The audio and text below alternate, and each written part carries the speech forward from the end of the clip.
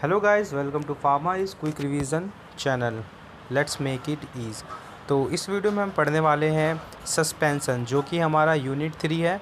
और सस्पेंसन में हम पढ़ने वाले हैं definition, advantage and disadvantages, classification, preparation of suspension, flocculated and deflocculated suspension, फिर stability problems and method of overcome. तो स्टार्ट करते हैं। बाईफेजिक लिक्विड सस्पेंसन होते हैं, बाईफेजिक नेचर के होते हैं, मतलब दो अलग अलग तरह के कंपोनेंट मिलते हैं और जब मिक्स करा जाता है तो वो एक हेट्रोजीनस मिक्सचर कंटेन करते हैं वो एक्चुअल में। और तो जो इसका साइज़ होता है वो होता है 0.5 से लेके 5 माइक्रोन तक इनका साइज़ हो सकता है। जैसे कि यहाँ पे लिखा हुआ है 0.5 से 5 माइक्रोन तक इसका साइज़ हो सकता है। तो मैं आपको मेन डिफरेंस बताता हूँ सस्पेंसन और इमल्सन में, ठीक है। तो इमल्सन क्या होता है? जो इमल्सन होता है, मान लो ये दो बीकर हैं, ठीक है। यहाँ पे वाटर फिल है, यहाँ पर वाटर फिल है और इसमें भी वाटर फिल है, ठीक है।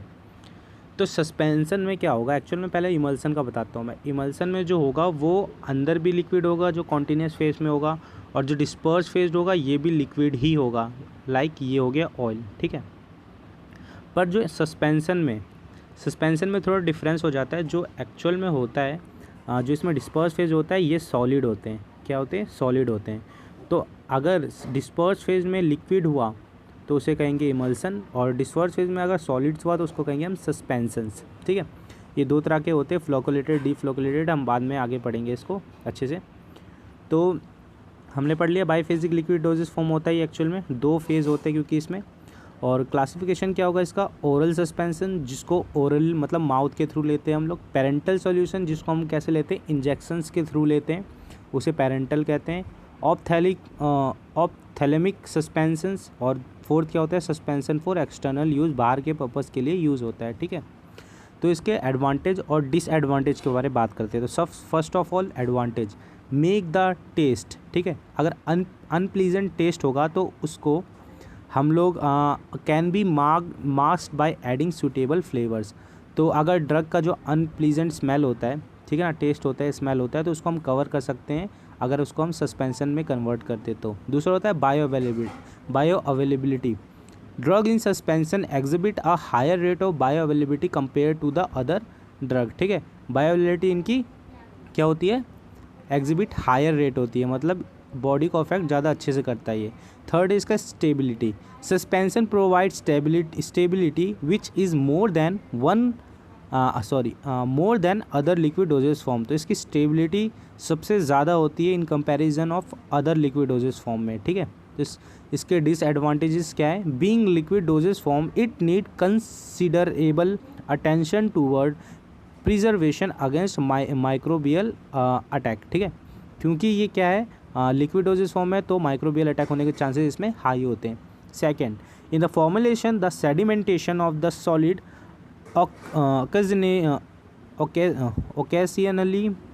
occasionally gives misunderstanding about the stability of the product, ठीक है। तो मिसअंडरस्टैंड हो जाती है अगर जब सेटल डाउन हो जाते हैं इनके पार्टिकल, तो हमें मिसअंडरस्टैंडिंग होने के चांसेस थोड़ा ज़्यादा होता है कि ये स्टेबल है या नहीं है, ठीक है। थर्ड है आपका handling during transport and difficulty. ये कॉमन है, अगर लिक्विड डोजेस फॉर्म में इसको ट्रांसफ़र करने में थोड़ा दिक्कत होता है because of bulky in weight. तो ये थोड़े से थे एडवांटेज और डिसएडवांटेजेस। तो नेक्स्ट स्लाइड में थोड़ा इसको डिटेल में करा गया है, 5 फैक्टर एक्स्ट्रा इसके। तो सेम वही है जो लिक्विड डोजेस फॉर्म में होता है, उसी के डिसएडवांटेज और एडवांटेज इसमें भी आप लिख सकते हो। सेम वही है, एब्जॉर्प्शन जल्दी हो जाता है, फ्लेक्सिबल डोज है ये, और डिज़ाइन फॉर कहीं पर भी रूट में ले सकते हैं इसको। शेक करने की ज़रूरत नहीं होती है ज़्यादातर केसेस में, और स्वेलिंग करने में अगर दिक्कत हो, ठीक है, तो सस्पेंसन में कन्वर्ट करने के बाद इजीली स्वेलो हो जाता है। डिसएडवांटेज क्या है ये?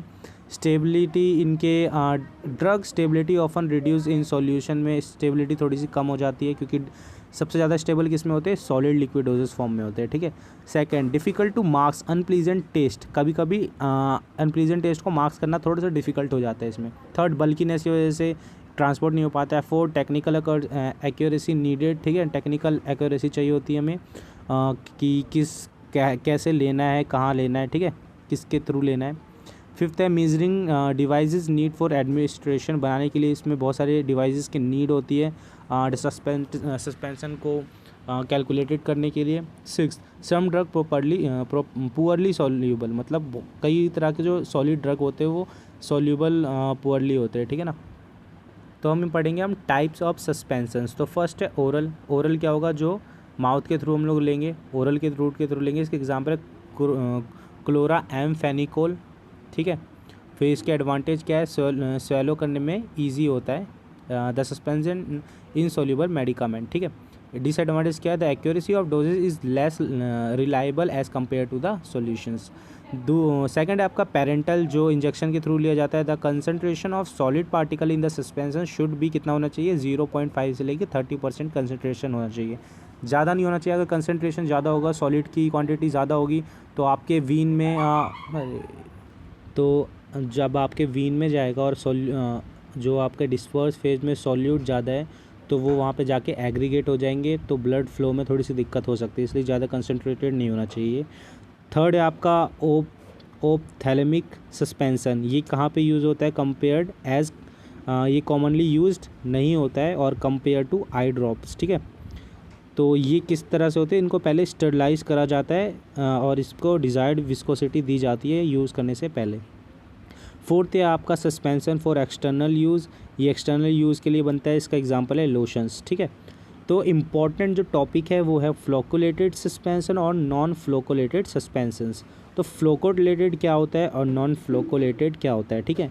तो जो फ्लोकुलेटेड होता है, तो मैं आपको पहले से ये दिखा देता हूँ फ़ोटो। फ्लोकुलेटेड में ये देख सकते हो, आपको राइट हैंड साइड में फ्लोकुलेटेड है, लेफ्ट साइड में डीफ्लोकुलेटेड है, ठीक है ना। इनकी विस्कस क्वांटिटी ज़्यादा होती है और फ्लोकुलेटेड की विस्कस क्वांटिटी कम होती है, जिसकी वजह से जो कॉन्टीन्यूस फेज़ है, जो आपका वाटर है जिसमें ये डिज़ोल्व है, ईजिली इसमें घुले पड़े हैं, ठीक है, घुले नहीं है, सस्पेंडेड फॉर्म में, ठीक है।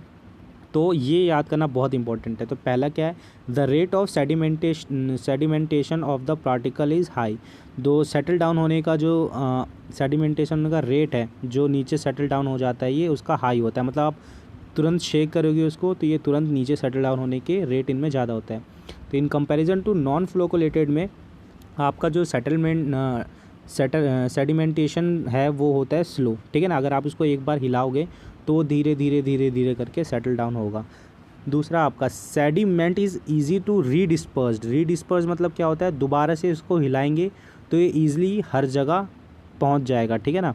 पर इसको अगर आप दोबारा से हिलाओगे तो टाइम लेगा, क्योंकि ये विस्कस होगा, तो इसलिए बहुत मुश्किल से ही हर कोने में जा पाएगा। थर्ड पॉइंट है, in the suspension the particles of the disperse phase aggregate and form a loose network. तो जब भी इसको आप शेक करोगे तो ये हर जगह फैल जाएंगे, जिसकी वजह से क्या बना लेगा, एक लूज नेटवर्क बना लेगा, क्योंकि हर जगह फैल जाएगा तो एक पार्टिकल दूसरे पार्टिकल से ईजिली कनेक्ट नहीं रह होगा, क्योंकि गैप उनमें बढ़ जाएगा। तो पर इसके कंपैरिजन में अगर आप डिस्पर्स करोगे तो ये ज़्यादा दूर तक नहीं जा पाते, इसके वजह से इनका जो दो पार्टिकल्स का साइज़ होता है वो पास ही होता है, इसलिए इसमें जो नेटवर्क बनते हैं वो क्या बनते हैं, आपके हार्ड होते हैं नेटवर्क, ठीक है ना, हार्ड नेटवर्क होते हैं। फिर आपका आता है fourth, the suspension is not elegant. अच्छा नहीं होता है ये, मतलब एलिगेंट मतलब होता है मन को भाने वाला, ठीक है। The particle of the disperse phase tend to separate from the dispersion medium and hard cake बना लेता है। ये हार्ड केक मतलब क्या होगा आपका, एक्चुअल में ये हार्ड केक नहीं बनाता है। Don't make hard cake. तो हार्ड केक में क्या मतलब होता है, ये दिख रहा है आपको नीचे, जैसे आपको दिख रहा होगा, ये बना रहा है हार्ड केक और ये बना रहा है सॉफ्ट केक। तो इसको सॉफ्ट केक तो नहीं बोलेंगे, एक्चुअल में नॉट हार्ड केक बोलेंगे, डोंट मेक हार्ड केक ही बोलेंगे, ठीक है। और इसमें कंपैरिजन में ये हार्ड केक बनाता है, ये हार्ड केक नहीं बनाता है, ठीक है। फिर जो था इसमें, the aggregation particle settle rapidly due to their size. इनके जो साइज़ होते हैं इसके वजह से ये एग्रीगेट जल्दी हो जाता है, ठीक है ना, एंड ईजिली और रीडिस्पर्स भी ईजिली हो जाता है। In the comparison of flocculated non flocculated dispersion suspension are elegant होते हैं ये, और इनमें जो सेटल डाउन होने का टाइम पीरियड होता है वो बहुत लो होता है, ठीक है। तो इसमें बता दिया। तो यहाँ पे आप देख सकते हो फिगर्स, क्लियर सुपरिनेंट बन गया, क्लियर, ठीक है, और stick to the side of the बोतल। और इसमें डीफ्लोकुलेटेड सस्पेंशन इन नेटवर्क जो है इसका क्या है, हार्ड नेटवर्क है। और क्लाउडी सुपरनेटेंट और इट नॉट स्टिक, ये स्टिक नहीं होता, अडहियर नहीं होता, ठीक है। तो डिफरेंस थोड़ा सा ज़्यादा एक्सपेंड करने के लिए यहाँ पे दे रखा है, आप यहाँ से भी पढ़ सकते हो, वैसे ज़रूरी नहीं है, 5 पॉइंट काफ़ी होता है। फिर यहाँ पे आ गया और ये कुछ इसके आप फिगर देख के समझ सकते हो कि फ्लोकोलेटेड कैसा होता है, डीफ्लोकोलेटेड कैसा होता है। जो आप पीछे देख रहे हो ये कॉन्टीन्यूस फेज है, ये वाटर है, ठीक है, और ये आपका जो है वो पार्टिकल है आपका सॉलिड फॉर्म में। तो यही मिलके फ्लोकोलेटेड और डीफ्लोकोलेटेड बनाता है। अगर विस्कोसिटी ज़्यादा होगा तो डीफ्लोकोलेटेड बनेगा, विस्कोसिटी कम होगा तो फ्लोकोलेटेड बनेगा, ठीक है। तो हम बात करेंगे method and dispensing of and या फिर प्रिपरेशन के बारे में बात करेंगे। तो पहले ये कुछ 4 पॉइंट है, ये ज़रूरी नहीं है, आप इसको स्किप कर सकते हो। पहला कितने टाइप के होते हैं, 4 टाइप के। सस्पेंसन कंटेनिंग, अगर डिफ्यूजिबल सॉलिड कंटेन करें तो उसको डिफ्यूजिबल सॉलिड्स कहेंगे। और दूसरे होते हैं जो इनडिफ्यूजिबल सॉलिड्स करें, ठीक है, ये डिफ्लोकुलेटेड होते हैं एक्चुअल में।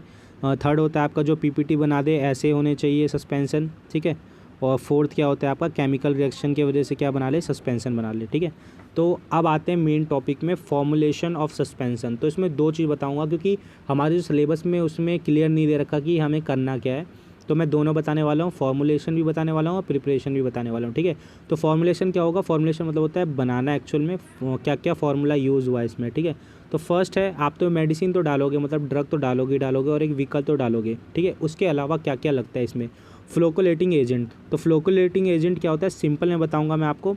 फ्लोकोलेटिंग agent disperse solid in the continuous phase of liquid forming solution and dispersed solid particles dispersion can be improve है। मतलब जो भी डिस्पर्स फेज में होते हैं उनका जो फ्लोकोलेटेड एरिया होता है उसको हम कैसे इम्प्रूव कर सकते हैं। सिंपल जो मेन चीज़ है याद करने का, ये अगर हम फ्लोकोलेटिंग एजेंट को डालेंगे तो जो भी 2 पार्टिकल थे उनका जो गैप होता है, सरफेस टेंशन होता है वो कम हो जाएगा, और वो उनका जो डिस्टेंस होता है वो भी कम हो जाएगा, ठीक है। It reduce the surface tension, ठीक है, ये क्या कम कर देता है, सरफेस टेंशन को कम कर देता है। तो इसको हम लोग सरफेक्टेंट्स भी कह सकते हैं, ठीक है, which improve dispensing of solid and flocculation. तो ये इम्प्रूव कर देता है सॉलिड के दूरी को और फ्लोकोलेशन बढ़ा देता है। तो इसके एग्जांपल क्या है, सोडियम लोरियल सल्फेट। जो याद आप कर सकते हो वो है ट्विंस एंड स्पेंस, बहुत ही ज़्यादा इजी है। मैंने पहले भी वीडियोस में इसको कवर कर रखा है, बहुत शॉर्ट फॉर्म में बता रखा है ट्रिक के साथ, तो पहले वो वीडियो देख लो अगर आपको आपने वो नहीं दे रखा है, क्योंकि वो याद करोगे तो ये ईजिली याद हो जाएगा, इसमें कोई ट्रिक की नीड नहीं होगी, ठीक है। थर्ड है आपका कार्बोवैक्स। दूसरा है आपका थिकनिंग एजेंट, नाम से ही पता चल रहा है ये जो भी होगा आपका फ्लोकोलेटेड, जो भी होगा आपका सॉलिड फॉर्म, मतलब जो भी डिस्पर्स्ड फॉर्म में होगा उसको क्या बना देगा, अगर थिक है तो थिक बनाने का काम करेगा। तो ये क्या होता है, एक्चुअल में हाइड्रोफिलिक होते हैं।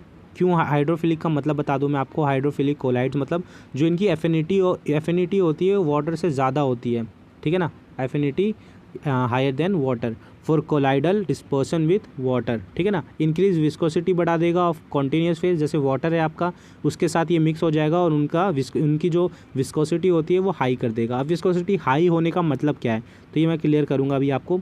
सो particle remain suspended for long time, settlement of dispersion medium is slow.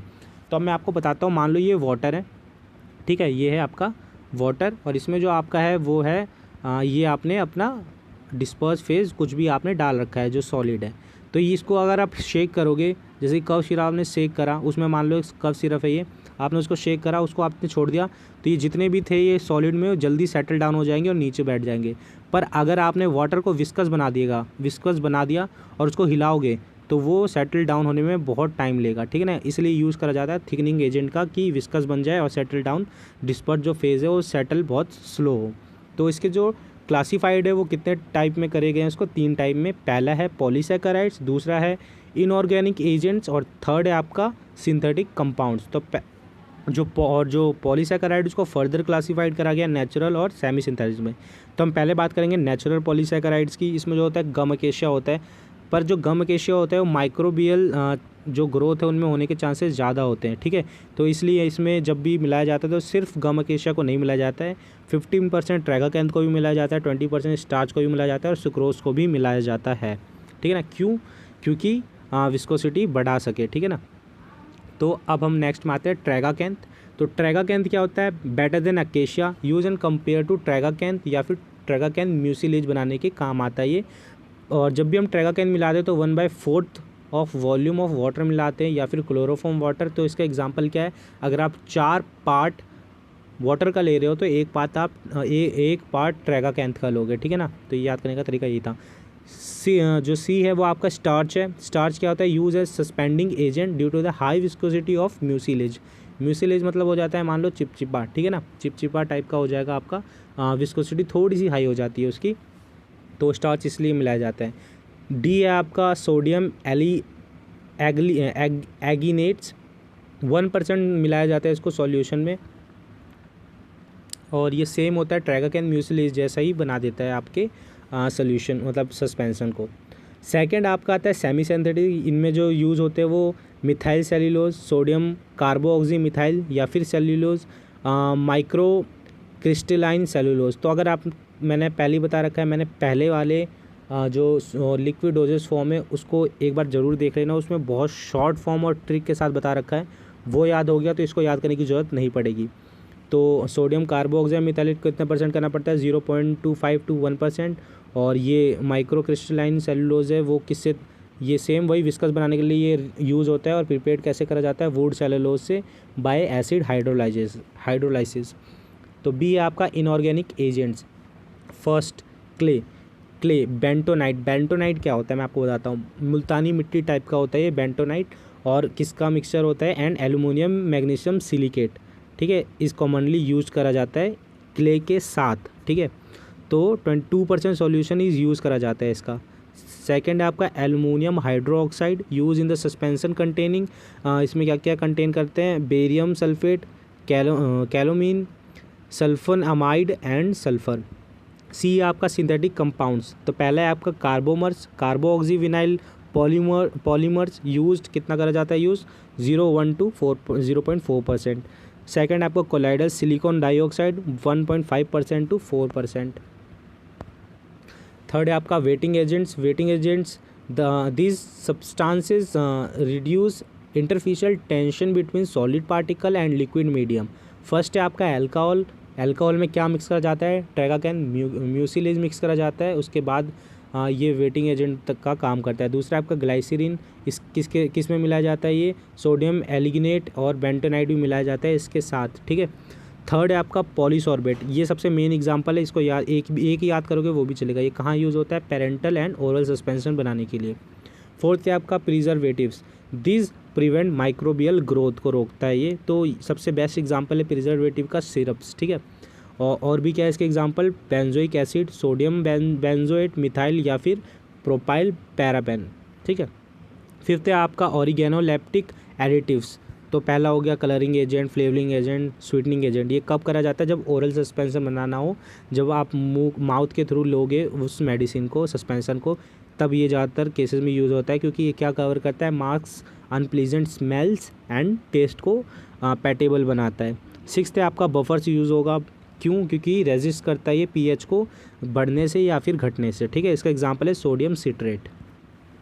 फिर आता है आपका प्रिपरेशन ऑफ सस्पेंशन, ठीक है। तो जो रेड कलर में लिखे हैं वो शॉर्ट में लिखे हुए हैं, और जो ब्लू कलर में लिखे हैं वो लेंथी लिखे हैं, ठीक है। तो मैं आपको दोनों समझाने की कोशिश करूँगा। पहला है आपका सस्पेंशन आर प्रिपेयर्ड, ग्राइंडिंग करा जाता है, ठीक है। सस्पेंशन को आपके इनसोल्यूबल मटेरियल्स के साथ किस में करा जाता है, आपने एक मोटार ले लिया, चाइना डिश जैसा होता है वो पर बड़ा होता है, उसमें आपने इनसोल्यूबल मटेरियल्स को ले लिया और अपने सस्पेंशन को ले लिया। अब उसको आप मिक्स करोगे, कूटोगे, जब तक वो क्या ना बना ले, एक म्यूसिलेज बना ले या फिर स्लरी ना बना ले। तो रेड में क्या लिखा हुआ है, ग्राइंडिंग करोगे आप इनसोल्यूबल मटेरियल को किसके साथ, वेटिंग एजेंट के साथ, ठीक है।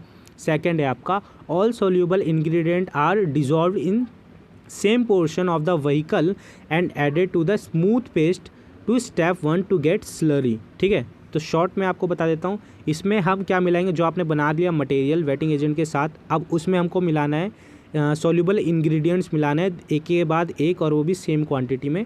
वो जब तक मिलाना है उसको, जब तक कि वो एक स्लरी ना बन जाए, ठीक है ना, प्रिपेयर हो जाए। थर्ड है आपका जो स्लरी है उसको आप ट्रांसफर करना है आपको एक सिलेंडर में, ठीक है ना। जो भी अब लिक्विड जैसा ही बन गया, वो सस्पेंशन जैसा बन गया एक्चुअल में, अब उसको किस में ट्रांसफ़र कर लेना है आपको, एक सिलेंड्रिकल फ्लास्क में कन्वर्ट कर लेना है आपको। और और देखो मेन जो इसमें है, जब आप उसको डाल रहे होगे सिलेंडर में तो आपके जो मोटार होता है उसमें कुछ रह जाएगा पार्ट, ठीक है। तो हमें वो भी नहीं छोड़ना है, तो हमें दोबारा से वो जो सस्पेंसन है दोबारा उसमें डालना है, फिर मिक्स करना है उसको और दोबारा से फिर सिलेंड्रिकल फ्लास्क में डाल देना है, ठीक है। और अगर जब भी पार्ट रह जाए तो जो भी व्हीकल था आपका उसको आपको मोटार में डालना है और वो भी जितने भी पार्ट रिमेनिंग है उसके साथ उसको डिसॉल्व करना है और वापस सिलेंड्रिकल में डाल देना है, ठीक है ना। मतलब एक भी पार्ट जितना कम से कम हो सके उतना पार्ट छूटना चाहिए मोटार में, ठीक है।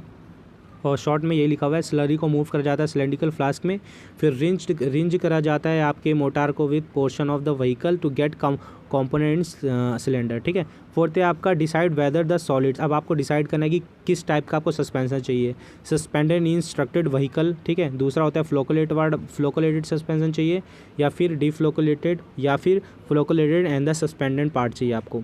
फिर उसके बाद आप व्हीकल डालो और क्या तैयार कर सकते हो आप, फ्लोकुलेटिंग एजेंट डालोगे, फिर आपका क्या make up the dispersion to the final volume, जितना वॉल्यूम आपको चाहिए उसमें मेकअप कर लो व्हीकल डाल के और आपका सस्पेंसन रेडी हो जाएगा, ठीक है। फिर आता है आपका इवोल्यूशंस, तो आप इसको स्किप कर सकते हो, ये इम्पोर्टेंट नहीं है, बिल्कुल भी इम्पोर्टेंट नहीं है क्योंकि सिलेबस में ये चीज़ मांगा ही नहीं है, पर मैंने करवा दिया है क्लियर कि बाय चांस अगर किसी के सिलेबस में हो तो मैं इसको शॉर्ट में बता देता हूँ। इवोल्यूशन मतलब क्या होता है, हम उसको चेक कैसे करेंगे कि जो हमने सस्पेंसन तैयार करा है वो अच्छा है या नहीं है, मतलब जनरल यूज़ के लिए वो चीज़ गुड है या फिर नहीं है, स्टोरेज करते वक्त या फिर मेडिसिन को लेते वक्त, ठीक है। तो पहला होता है सेडिमेंटेशन मेथड, तो नाम से ही पता चल रहा है इसको सेटलमेंट डाउन करके देखेंगे। लाइक आपने ये 2 फ्लास्क लिए, ठीक है, कॉनिकल फ्लास्क नहीं, ये जो ट्यूब वगैरह होते हैं, ट्यूब लिया आपने, उसमें अपना सस्पेंसन आपने फिल कर दिया, ठीक है। अब उसको आप ऑब्ज़र्व करोगे 15 मिनट, उसके बाद आपने नोट डाउन कर लिया कितना सेडिमेंट हुआ है पार्टिकल्स, फिर आपने 30 मिनट बाद उसको नोटिस करा कितना सेटलमेंट हुआ है, फिर 30 मिनट के बाद एक हाथ, फिर उसको भी नोट कर लिया, फिर 1 दिन 2 दिन, फिर आपने जब नोट कर लिया उसके बाद रीडिंग के हिसाब से देखा कि वो सेटलमेंट अच्छे से हो रहा है तो वो पास हो जाएगा, और सेटलमेंट या फिर जो रिक्वायर्ड था वो नहीं हो रहा है तो वो फिर फेल हो जाएगा टेस्ट, ठीक है। दूसरा आपको माइक्रोमीटर, इसमें एक गैजेट की नीड होती है जिसको होते हैं माइक्रोस्कोपी कहते हैं हम लोग, या फिर कलर काउंटर भी कहते हैं। इसमें एक्चुअल में हमें नहीं रीडिंग नोट करना पड़ता है, जो मशीन होता है वही सस्पेंसन के जो फ्लोइंग पार्टिकल्स होते हैं उनके बीच में जो भी सरफेक्टेंट्स या फिर जितने भी सरफेस टेंशन होता है वो कंपोनेंट अपने आप रीडिंग नोट करके दे देता है आपको। थर्ड है आपका रियोलॉजिकल मेथड, इसमें भी एक जो गैजेट होता है वो यूज होता है। इसमें क्या बताता है, viscosity of the suspension is study in different time by using a good quantity of viscometer, एक गैजेट का होता है इसको हम विसोमीटर कहते हैं। और इन्फॉर्मेशन ये हमें देता है किसके बारे, मेन चीज़ क्या है, स्टेबिलिटी और सस्पेंशन के बारे हमें इन्फॉर्मेशन प्रोवाइड करता है। थर्ड है आपका इलेक्ट्रोकाइनेटिक मेथड, नाम से पता चल रहा है इलेक्ट्रो क्योंकि इसमें इलेक्ट्रिक का यूज़ होगा, और इलेक्ट्रिक में एनोड और एक कैथोड होगा, उसमें जीटा पोटेंशियल के थ्रू हमें क्या बताएगा, उसकी स्टेबिलिटी बता देगी सस्पेंशन की अच्छी है या नहीं है, ठीक है ना। मोर प्रोड्यूस एवल्यूट स्टेबिलिटी, ठीक है, तो वो इंपॉर्टेंट नहीं था, आप उसको स्किप भी कर सकते थे। जो आपका लास्ट है स्टेबिलिटी एंड ओवरकम, ठीक है। तो स्टेबिलिटी क्या होता है इसका, the stable suspension can be redispersed homogeneously with the moderate shaking and can be easily poured throughout the shelf life. तो एक सस्पेंशन गुड या फिर अच्छा कब कहलाएगा, जब उसको रीडिस्पर्स करना ईजी होगा, ठीक है, और उसको जब हम पोर करें तो वो अच्छे से पोर हो जाए, मतलब डिस्पर्स जो होता है पार्टिकल्स वो भी साथ साथ निकल आए और सब एक बार में सब ना निकल आए, मतलब वो एक तरह से मिक्स होना चाहिए, मतलब हर पार्ट में कवर होना चाहिए, ठीक है, और पोर ईजिली हो जाए, मतलब उसको हम निकाल सके और अपने पूरे सेल्फ लाइफ में।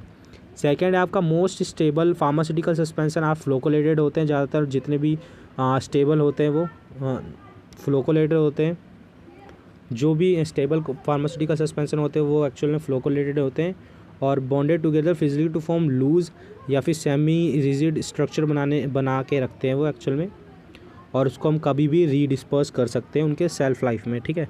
थर्ड है आपका ओनली मॉडरेट शेकिंग, ज़्यादा शेकिंग की भी ज़रूरत ना पड़े उसको, मॉडरेटिंग मतलब आराम से भी शेक करें तो ईजिली फ्लोकुलेटेड हो जाए। फोर्थ है आपका नॉन फ्लोकुलेटेड सस्पेंशन होता है, can be stable by decreasing the particle size. जो नॉन फ्लोकुलेटेड बन जाता है, टाइम अगर ज़्यादा हो गया मेडिसिन को रखे तो वो नॉन फ्लोकुलेटेड हो जाता है, तो उसका जो उसको हम नॉन फ्लोकुलेटेड को फ्लोकुलेटेड में कन्वर्ट करने के लिए जो पार्टिकल जो डिस्पर्स्ड जो भी पार्टिकल्स था उसका जो साइज़ है अगर उसको हम कम कर दें तो हम उसको फ्लोकुलेटेड बना सकते हैं। ठीक है, तो ये रहा स्टेबिलिटी। ये तो इसमें स्टेबिलिटी बताऊंगा और ओवरकम कैसे करूंगा। तो पहला है आपका स्मॉल पार्टिकल साइज़।